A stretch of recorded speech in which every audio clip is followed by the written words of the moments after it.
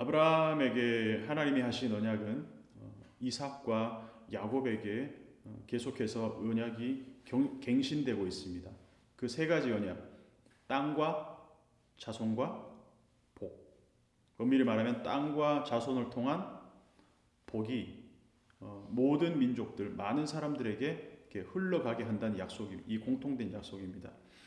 12장 1절에서 3절 창세기, 여호와께서 아브라함에게 이르시되 너는 너의 고향과 친척과 아버지의 집을 떠나 내가 네게 보여줄 땅으로 가라. 내가 너로 큰 민족을 이루고, 땅과 자손이죠, 네게 복을 주어 네 이름을 창대하게 하리니 너는 복이 될지라. 너를 축복하는 자에게는 내가 복을 내리고 너를 저주하는 자에게는 내가 저주하리니 땅의 모든 족속이 너로 말미암아 복을 얻을 것이라.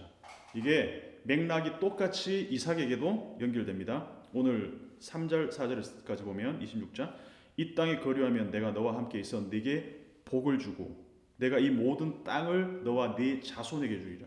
내가 네 아버지 아브라함에게 맹세한 모든 것을 이루어 네 자손을 하늘의 별과 같이 번성하게 하며 이 모든 땅을 네 자손에게 주리니 네 자손으로 말미암아 천하 만민이 복을 얻을 것이라. 맥락이 똑같죠. 땅과 자손과 복. 이 복은 너희 가족, 너희 어떤 족속에게만 한정된, 리미티드된 복이 아닌 모두에게 흘러가는 복, 공유된 복이죠. 오늘 이제 읽었던, 그리고 지난주에 읽었던 야곱에게 하나님 나타나신 그 베델에서의 약속도 동일합니다. 28장 13절에서 15절, 나는 여호와니 아브라함과 이삭의 하나님이다. 네가 누워 있는 땅을 내가 너와 네 자손에게 주리니 네 자손이 땅의 티끌같이 되어 땅의 모든 족속이 너와 네 자손으로 말미암아 복을 받으리라. 맥락이 똑같습니다. 3대에 걸친 땅과 자손을 통한 복의 확장, 이 언약이 갱신되는데 문제는 뭐냐 하면 셋 다 이 약속이 무산될 위기를 빨리 만든다는 거예요. 약속을 받았는데 이 약속이 좌초되고 무산될 위기를 비교적 빨리 맞습니다. 그래서 공통적으로 아브라함과 이삭과 야곱이 받은 땅과 자손을 통한 복의 약속이 현실화되기 위해서는 이게 어느 정도 실현 가능한 어떤 조짐이 보여야 되잖아요. 근데 그런 조짐이 전혀 안 보이고 오히려 무산될 위기만 보입니다. 땅의 약속 다음에 공통적으로 흉년을 경험합니다. 아브라함도 흉년을 경험하고 이삭도 마찬가지고 야곱도 흉년을 경험합니다. 세 세대 다 흉년을 경험하고, 그리고 자손, 이 자손들의 문제도 마치 아브라함부터 시작되죠. 100세까지 자손이 없어요. 뭐 하늘의 별, 바다의 모래, 땅의 티끌, 온갖 이런 화려한 수식어를 통해서 하나님이 약속하셨는데 현실은 나는 100살, 와이프는 90살. 합해서 190살인데 아무것도 없어요. 그죠? 심지어 100세에 얻은 그 아이를 어떻게 하라고? 바치라고 합니다. 계속해서 땅과 자손의 약속이 무산될 위기를 맞습니다. 이삭도 마찬가지죠. 이 형제, 장자와 그 차자 간의, 적자와 그리고 이 서자 간의 이 충돌의 이 모티브가 계속 반복이 됩니다. 그리고 와이프가 다른, 서로 배가 다른 자녀들끼리의 충돌, 같은 엄마에게서 난 자녀들끼리의 충돌. 그래서 계속 이 자손의 위협도 현실화되고 있어요. 땅도 마찬가지, 자손도 마찬가지. 그래서 오늘은 이 3대에 걸친 약속이 긴 호흡으로 보면 결국은 현실화되고 실현이 되잖아요. 예수님에 의해서 완성이 되는 것처럼 오늘 이야기는 그런 의미에서 창세기 26장은 우리에게 직관적으로 한 장 안에 하나님의 약속이 실현이 되는 아주 그 작은 단위 하나를 딱 보여줍니다. 직관적으로. 그래서 저는 창세기 26장을 좋아합니다. 빠른 결론이 나기 때문에. 26장에는 하나님이 이삭에게 땅과 자손과 복의 약속을 하시는 장면부터 이 약속들이 무산될 위기에 이르는 것까지, 그리고 마침내 하나님이 어떤 작은 시련을 통해서 이 약속이 이루어지는 장면까지 한 번에 딱 나타납니다. 먼저 자손의 위기가 찾아와요. 하나님이 약속을 하셨음에도 불구하고. 그러니까 6절부터 26장 6절부터 나오는 내용이 어떤 내용입니까? 이삭이 자기 아내 리브가를 누이라고 속이는 이 아내를 누이로 속이는 모티브, 아브라함이 2번 겪었고 이삭이 1번 겪는 이 일 때문에 하마터면 블레셋 왕 아비멜렉이 이삭의 아내와 동침할 뻔한 아찔한 상황이 발생하죠. 그래서 마치 이삭의 대가 끊어질 뻔한, 아브라함의 대가 끊어질 뻔한 위기가 닥친 똑같은 스토리가 반복이 됩니다. 자손의 위기, 그리고 땅의 위기도 닥칩니다. 이제 땅의 약속이 무산될 위기가 처하는데 이게 이삭의 우물 내러티브에서 나오는 거예요. 자, 우물 파는 이야기가 반복됩니다. 26장에서. 외국에서 성공한 어떤 부를 이룬 이민자가 그 지역에 뿌리 내리고 사는 것은 뭐 이때나 지금이나 녹록치 않은 현실 같습니다. 아니, 외국 와서 이민에 와서 조금 살아보겠다는데 그렇게 못 잡아먹어서 안달인가. 시대를 막론하고 민족과 언어가 다른 사람들이 이민 가서 주류 사회에 편입하는 건 정말 불가능에 가까울 정도로 힘든 일입니다. 근데 하나님은 창세기 시작부터 온 땅의 생명이 번성하고 충만하기를 원하셨습니다. 바다에 사는 생물들, 땅에 사는 생명체들, 그리고 하늘에 있는 모든 생명체들이 각자의 영역에서 번성하고 충만하게 각 그 구역들을 채워나가는 것이 하나님이 주시는 복이라는 거죠. 그래서 하나님이 창세기 1장에 보면 그들에게 복을 주시되 생육하고 번성하여 땅에 충만하라. 이게 원래 지상 명령이었습니다. 개인적으로 좋아하는 시편 104편을 보면 그런 내용이 나오죠. 레바논 백향목에 이제 새들이 집을 짓고 살고 있고, 학은 잣나무를 집으로 삼고, 높은 산은 사냥이 살고, 바위에는 너구리가 사는 장면을 표현합니다. 그러니까 이 자연의 모든 영역들을 이 땅에 사는 짐승들이, 뭐 바다도 마찬가지겠지만 각자의 영역들을 서로 침범하지 않아요. 그리고 서로 존중해 줍니다. 그러니까 너구리가 사는 바위에서 우리 저 높은 산에 사는 사냥들 한번 좀 땅 좀 침입하러 갈까? 이렇게 전쟁을 벌이지 않는다는 것입니다. 서로의 영역을 존중합니다. 완벽한 이 생태계 서로 더불어 살아가는. 그런데 우리가 사는 세상은 우리가 아는 것처럼 멀쩡히 잘 살고 있는 땅 들어가서 뺏고 차지하고, 아메리카 대륙 뺏어서 원주민들 쫓아내고 자기들 영역 만드는 스페인, 미국, 아프리카 대륙 들어가가지고 대륙을 직각으로 나눠가지고 이제 이상한 나라들, 이렇게 나라 구역들 만들어버린 프랑스, 우리나라 동아시아를 침범했던 일본, 팔레스타인 땅 들어가서 멀쩡히 살던 주민들 가자지구에 몰아넣었던 이스라엘, 지금 이스라엘은 이 이스라엘 다른 이스라엘입니다. 이게 인간들이 역사에서 벌인 짓들이라는 것이죠. 가인이 에녹석을 쌓고 바벨탑을 쌓아 올리고 피라미드를 쌓아 올려서 온 땅에 충만하라라는 이 하나님의 명령을 반대로 끌어모으고 내 영역을 이렇게 확장시켜라. 남의 땅을 뺏어서라도. 이게 인간의 역사라는 겁니다. 너구리나 학이나 뭐 산양이나 이런 짓을 벌이지 않았다는 것입니다. 이삭은 이민자로 건너가서 농사로 100배의 수확을 거뒀습니다. 100배. 그리고 거부가 되었습니다. 양과 소가 많아지고 종도 많아졌습니다. 그러자 현지인들이 시기하기 시작했습니다. 아브라함 때 팠던 우물들을 다 막아버리고 흙으로 메워버렸습니다. 우물을 막고 흙으로 메웠다는 말은 여기서 살지 말라는 뜻이죠. 집에 전기도 끊고 수도도 끊어버렸어요. 살지 말라는 얘기 아니겠습니까? 그 당시에 우물이 없으면 살 수가 없는데.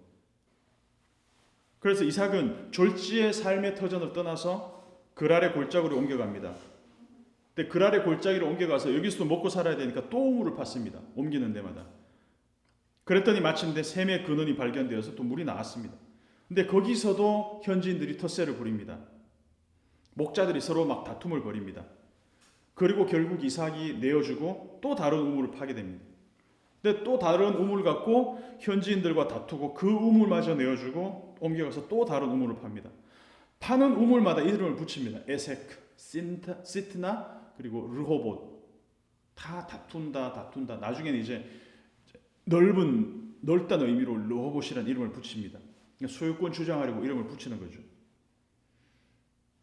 근데 내가 이삭이었어도 굉장히 속상했을 것 같아요.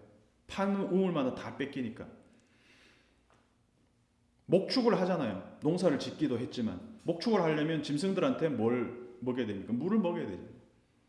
그러니까 가축들에게 먹을 물이 항상 필요했을 거예요. 사람도 필요하지만 재산이었던 가축이 물을 못 마시면 이 생존에 치명적인 타격을 입는 것이죠. 노마드의 삶이었기 때문에. 근데 그런 와중에 3번씩이나 우물을 뺏기게 되었으니까 억울함도 있었겠지만 막막함이 컸을 거라는 것이죠.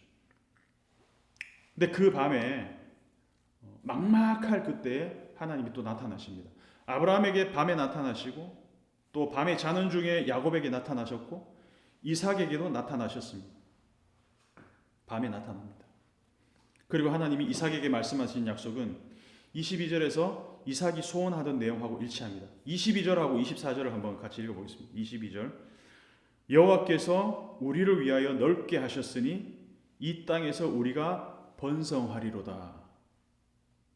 근데 24절에 하나님이 하시는 말씀을 보면 워딩이 조금 달라요. 나는 네 아버지 아브라함의 하나님이 두려워하지 말라. 내 종 아브라함을 위하여 내가 너와 함께 있어 내게 복을 주어 네 자손이 번성하게 하리라. 이삭은 우리가 번성하리로다. 이 땅에서 하나님은 네 자손이 번성하게 하리라. 번성하게 하다라는 이 말은 이제 번역은 똑같은데 22절은 열매를 맺다라는 뜻의 파라이고 24절은 숫자가 많아진다는 뜻의 라바입니다. 그러니까 말하자면 이삭은 저번에 야곱이 그랬던 것처럼 내 먹을 떡과 입을 옷에 대해서 얘기했잖아요. 근데 하나님은 조금 더 거시적인 약속을 하시죠. 미시적인 어떤 것들을 원하는데 그래서 보면 이삭은 지금 이 땅에서 우리가 잘 살았으면 좋겠다라는 소망을 품었고 하나님은 그것을 포함한 좀 더 확장된 약속, 네 자손이 번성하게 하겠다는 약속을 하나님 주신다는 것이죠.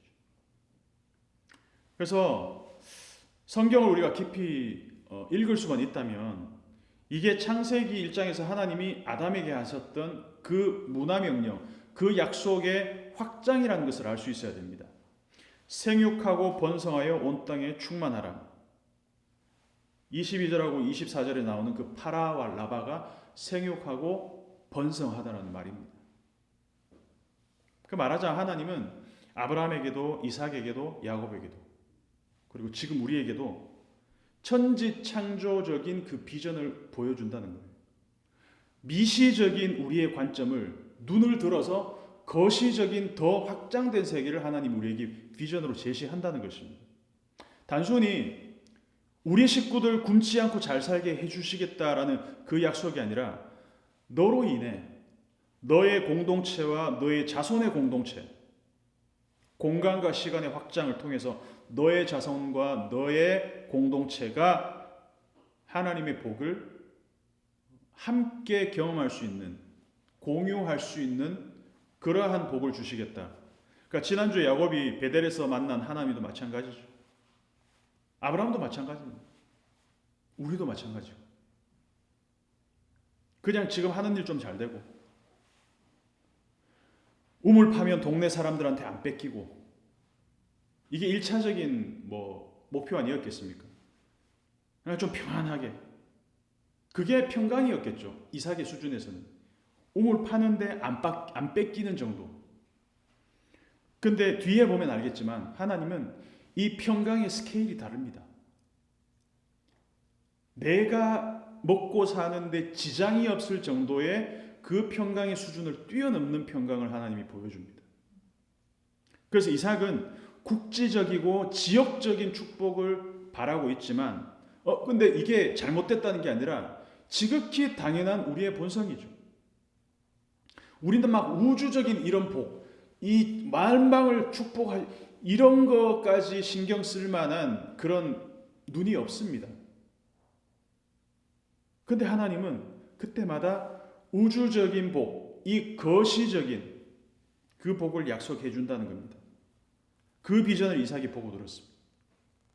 그리고 나서 이삭의 방향이 조금 달라졌습니다. 우물부터 파던 삶에서 이제는 제단을 쌓죠. 25절을 보면 이삭이 그곳에 제단을 쌓고 여호와 이름을 부르며 거기 장막을 쳤더니 이삭의 종들이 거기서도 우물을 팠더라. 예배를 드렸다는 겁니다. 하나님이 우주적 비전을 약속으로 받은 후에 이삭의 삶의 제단이 회복됐습니다. 예배가 회복됐다는 거죠.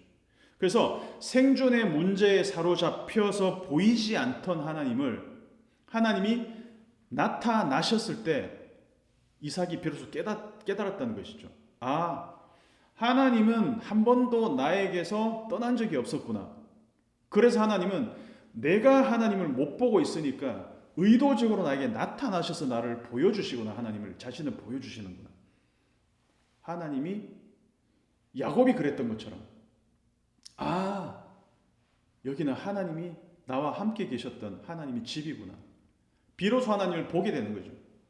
하나님이 갑자기 나타나신 것이 아니라 멀리 떠나 있다가 계속 계셨지만 볼 수 없어요. 왜? 먹고 사는 게 빠듯하니까. 형에게서 쫓겨다니니까. 우물마다 다 이렇게 막히니까. 생존이 너무 급하면 안 보여요, 하나님. 그래서 가끔 하나님이 나타나신다는 것이죠.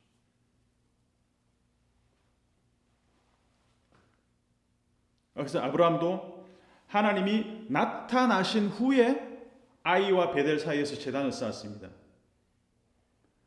야곱도 베델에서 누워 자다가 하나님을 만난 다음에 거기서 나중에 전제물을 부었습니다. 이삭도 마찬가지죠. 하나님이 나타나심을 경험한 다음에 예배의 자리로 나갔습니다. 우리가 먼저 찾아간 게 아니라 하나님이 우리를 먼저 찾아오신다는 것이죠. 아브라함과 이삭과 야곱의 공통点. 그래서 예배는 모든 상황이 완벽하게 정리된 다음에 완성된 후에 드리는 게 아니라 여전히 실현되지 않고 좌초될 위기에 놓여 있는 그 약속, 불안정한 현실이 계속 반복되고 거주의 불안과 생존의 불안과 내일에 대한 염려가 여전히 진행 중일 때, 그럼에도 불구하고 하나님이 나타나셔서 나를 보여주실 때, 이 생존 영역에 대한 주권을 그 하나님께 전적으로 surrender, 양도함의 그 의식, 그 발로가 바로 예배로 나타나야 된다는 겁니다. 주님, 제가 먹고 사는 문제부터 땅, 자녀, 모든 것은 주님의 손 안에, 주님의 주권 안에 있다라는 것을 내가 인정할 때 이것이 예배의 형태로 나타난다는 것입니다. 자녀의 진학도 중요하고 입지 좋은데 아파트 사는 것도 중요하죠. 경제 가계에 대한 어떤 포트폴리오를 짜는 것도 중요한 일입니다. 근데 제가 경험해 본 바로는, 지금도 시행착오로 겪는 바로는 이 순서가 바뀔 때 항상 문제가 생기더라는 것입니다. 반대로 이 순서, 즉 하나님께 생존에 대한 경영권을 완전히 이양할 때, surrender 할 때, 내 생존과 관련된 그 포트폴리오는 내가 상상하지 못한 방식으로 하나님이 설계해 주시더라는 겁니다. 이건 경험에서 나온 결론입니다. 지금도 겪고 있고. 그래서 이삭이 이 제단을 쌓은 다음에 무슨 일이 일어났나? 오늘 본문에 대한 이야기입니다. 아비멜렉이 이제 군대 장관과 친구를 대동하고 이삭을 찾아왔습니다. 이삭은 긴장했죠. 나를 미워하고 쫓아내더니 왜 또 찾아왔어? 근데 또 우물을 또 뺏어갈까? 이런 두려움에 사로잡힐 수도 있겠죠. 근데 찾아온 사람들이 뜻밖의 말을 합니다. 28절을 보면 그들이 이르되 여호와께서 너와 함께 계심을 우리가 분명히 보았으므로 우리 사이 곧 우리와 너 사이에 맹세하여 너와 계약을 맺으리라 말하였노라. 이삭이 이것을 위해서 노력을 하고 어떤 이 이주민으로서 지역 현지인들과의 관계를 나아지게 하기 위해서 뭔가를 막 특히 가서 찾아가고 부탁을 한 게 아무것도 없습니다. 근데 이게 뒤바뀌었어요. 이전에 그렇게 갑질하고 텃세 부리는 사람들의 태도가 돌변했습니다. 그 지역 사람들이 보니까 이 사람들은 바보가 아닙니다. 하나님이 어떻게 일하시는지를 보았다라고 이 사람들이 얘기를 해요. 이삭의 얘기가 아니라 하나님이 함께 하심을 우리가 분명히 보았다라면서 맹세를 먼저 원합니다. 우리를 해하지 말라. 자, 이삭이 이 사람들을 해할 수 있는 가능성이 더 큽니까? 이 사람들이 이삭을 해할 가능성이 더 큽니까? 이거를 지금 반대로 얘기하고 있는 것이죠. 우리는 너를 평안히 가게 하였다. 뭐 언제 평안히 가게 하는지 모르겠지만 너희도 우리를 평안히 가게 하라. 샬롬을 제안합니다. 이 사람들이. 너의 샬롬을 내가 보장한 것처럼 너도 우리의 샬롬을 보장하라. 위로부터 하나님의 임재가 있는 자리에 이 샬롬이 수평적인 샬롬이 거하더라는 것이죠. 그러니까 이삭이 세상을 향한 기득권을 마지못해 내려놓은 것도 있겠지만 기득권을 내려놓은 자리에 하나님의 샬롬이 놓여졌다는 겁니다. 우물 두고 다투던 관계는 샬롬이 없는 관계잖아요. 누군가 그 우물을 차지하면 그 사람은 평강하게 먹고 사는데 지장이 없겠지만 우물을 뺏기는 쪽은 샬롬이 뺏기는 겁니다. 이 사건을 보면서 먼저 하나님과의 관계가 회복되고 하나님의 나타나심을 경험한 다음에 그 지역 공동체 안에 갈등이 해소되는 사건을 보게 됩니다. 하나님을 소외하지 않으니까 이웃 간의 소외가 다시 회복이 되더라는 것입니다. 14절을 보면 양과 소가 떼를 이루고 종이 심이 많으므로 블레셋 사람들이 이를 시기하여, 앞에서는 시기하여, 이삭은 우물을 팔 때마다 시비를 걸었던 사람들과 정면으로 맞서 싸우지 않았습니다. 충돌을 위해서 피하기 위해서 참았을 수도 있고 다른 이유 때문에 맞서지 않았을 수도 있습니다. 심지어 이삭은 지금까지 여호와께서 우리와 함께 하신다라는 말을 이 지역 사람들에게 한 번도 한 적이 없어요. 근데 그럼에도 불구하고 이 사람들은 보고 있는 거죠. 여호와께서 너와 함께 계심을 우리가 분명히 보았다. 이 고백이 이 현지인들로부터 나왔다는 것입니다. 그리고 하나님의 새 창조 계획을 이삭을 통해서 다시 상기시키십니다.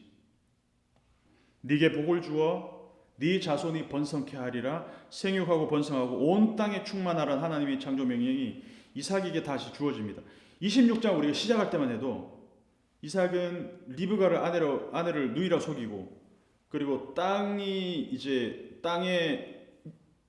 다시 무산될 위기, 우물마다 다 뺏기는 이야기가 늘어 나오면서 자손과 땅의 약속이 전부 모효화되는 거 아닌가라는 위기에 봉착합니다.